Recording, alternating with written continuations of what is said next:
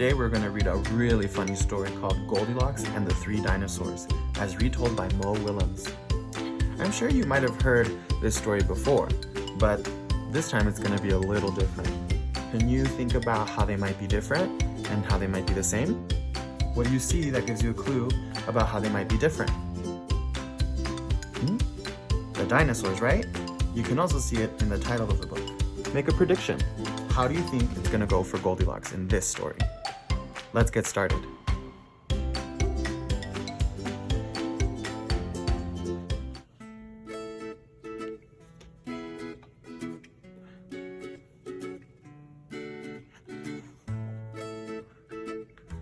Look at her peeking through. Goldilocks and the Three Dinosaurs as retold by Mo Willems.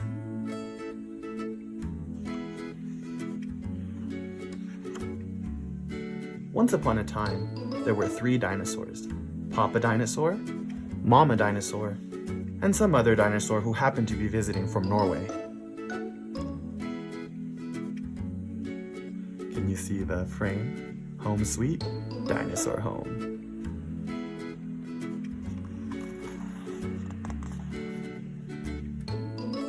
One day, for no particular reason, the three dinosaurs made up their beds, positioned their chairs just so, and cooked 3 bowls of delicious chocolate pudding at varying temperatures. What do you think they're up to?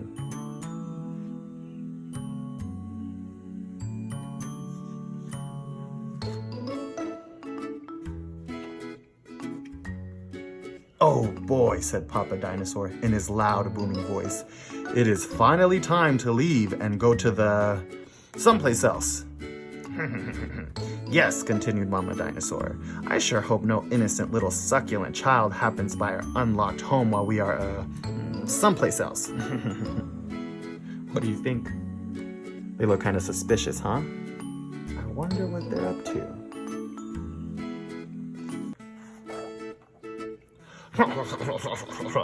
Then the other dinosaur made a loud noise that sounded like a big, evil laugh, but was probably just a polite Norwegian expression. The three dinosaurs went someplace else, and were definitely not hiding in the woods, waiting for an unsuspecting kid to come by. Hey, do you notice what I'm noticing? Do you think this might be a trap?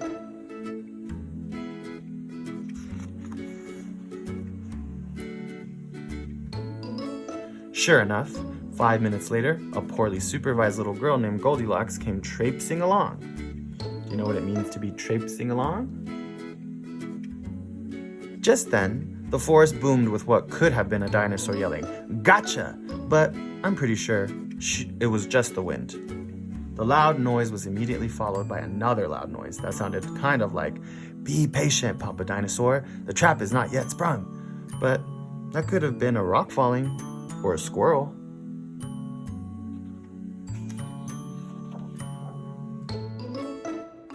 Either way, Goldilocks was not the type of little girl who listened to anyone or anything. I know a few little girls just like Goldilocks. For example, Goldilocks never listened to warnings about the dangers of barging into strange, enormous houses. So as soon as Goldilocks came across a strange, enormous house, she barged right in. You think that's a good idea? I wonder.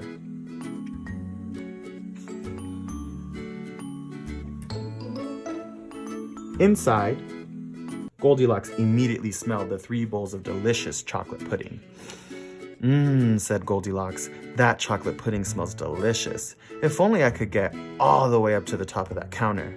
Then Goldilocks noticed a very tall ladder that just happened to be there and certainly wasn't left on purpose. Goldilocks climbed up the ladder and found herself face to face with 3 gigantic bowls of chocolate pudding. Oh man. What do you think she's gonna do?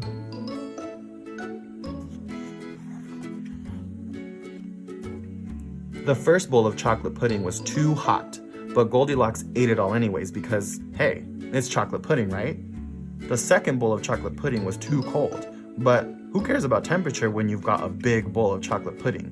Not her. The third bowl of chocolate pudding was just right, but Goldilocks was on such a roll by now, she hardly noticed.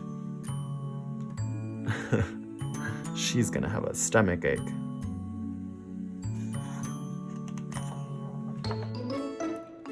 Soon, Goldilocks was stuffed like one of those delicious chocolate-filled little girl bonbons, which, by the way, are totally not the favorite thing in the whole world for hungry dinosaurs.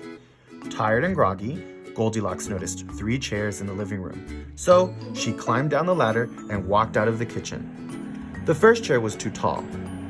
The second chair was too tall. But the third chair... Make a prediction. Do you think it's going to be too tall or just right?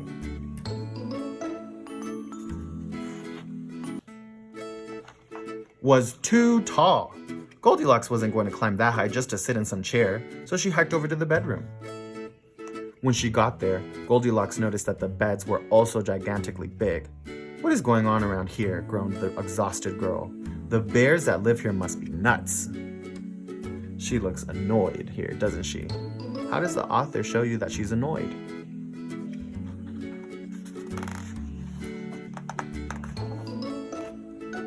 Just then, the room filled with a loud, booming noise that was either a passing truck or a dinosaur gloating.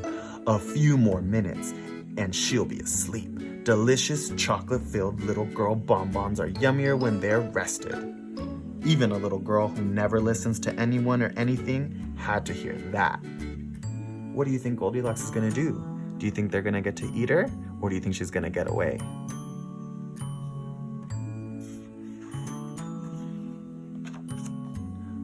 Goldilocks took a minute to stop and think, which was longer than she was used to stopping and thinking. "Hey," she told herself, "this isn't some bear's house. This is some dinosaur's house." So, what you like about I made a mistake. So, what you like about Goldilocks. Does that make sense? No. Let me try again. Say what you like about Goldilocks, but she was no fool. As quickly as she could, she ran to the back door and got out of there. Hey, she's pretty smart, huh?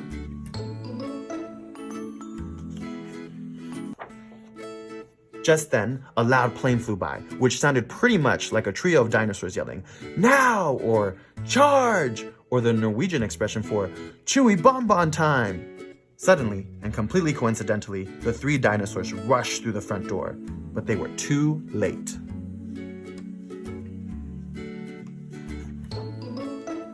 Goldilocks was gone, and all that was left in the house were 3 disappointed dinosaurs. The end. And the moral is, if you ever find yourself in the wrong story, leave.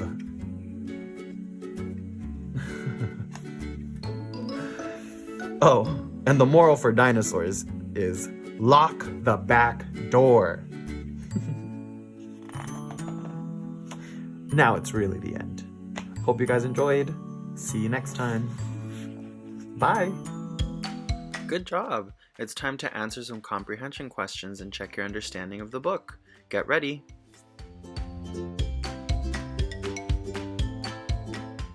What was the problem in the story?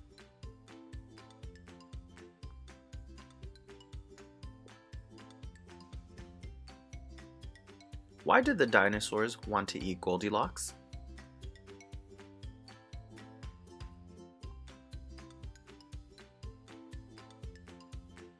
How is this story similar to Goldilocks and the 3 bears? How is it different?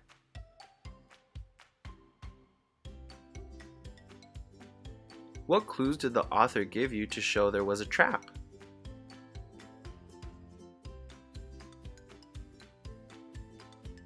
Do you think Goldilocks was polite?